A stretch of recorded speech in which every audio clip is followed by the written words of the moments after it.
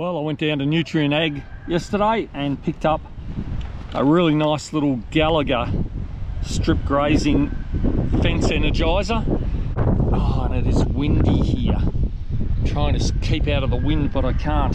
We're gonna give it a bit of a test in an area over there. Cows are waiting to get in there. So let's set it up, see how it goes.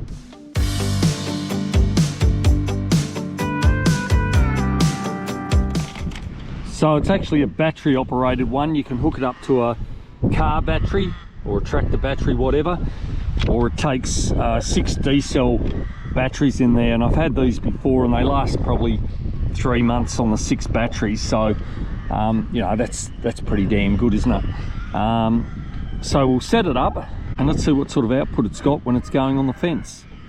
Now I did see some other energizers on special at a large box hardware store, and I was going to go down and get one of those, but I thought, well, okay, for an extra $70 or $80, might as well stick to a known brand and probably what is the best brand of electric fence energizer, which is Gallagher.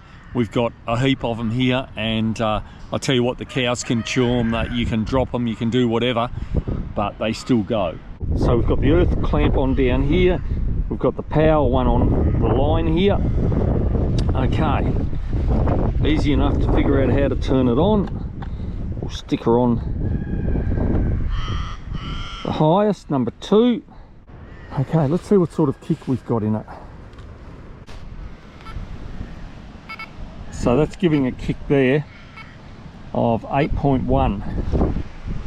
So that's pretty good. Okay, so we'll go over, we'll throw a bit of food just so they don't go charging in, because I've learnt my lesson with that, where you let them into an area where you strip grazing, they go off their head. The first one just charges straight through the electric wire. It might get a shock, but he's going so fast it doesn't worry him. And then all of the others get out and you can't get any back in, so always throw a bit of food down now before I let them in.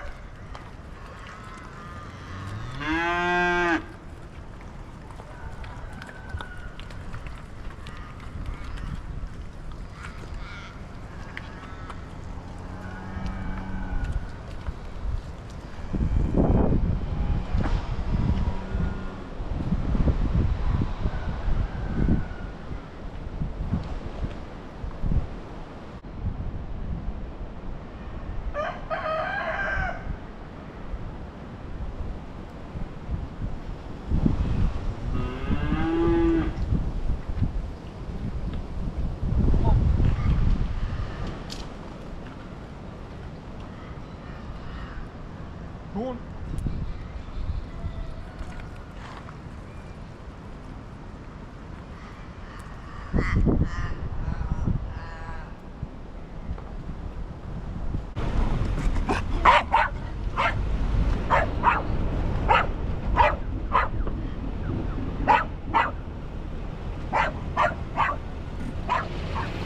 Okay, we've got them in here. They're having their pellets. The electric line is just up the back there of them. So we'll just leave them in here for a while, see how they go with it, see how that new electric works.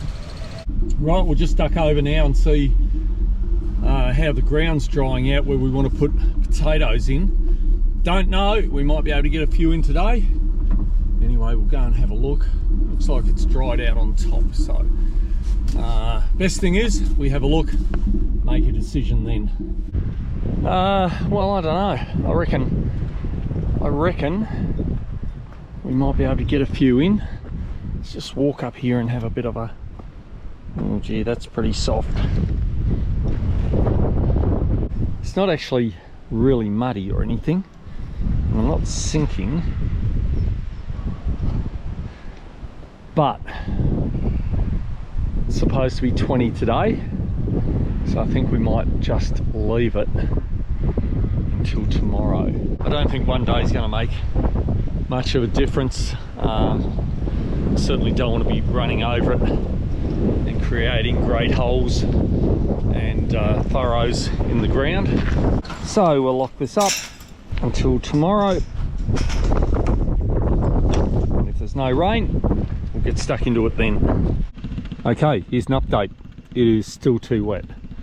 I reckon Monday will be the earliest. That's if we get a bit of wind up and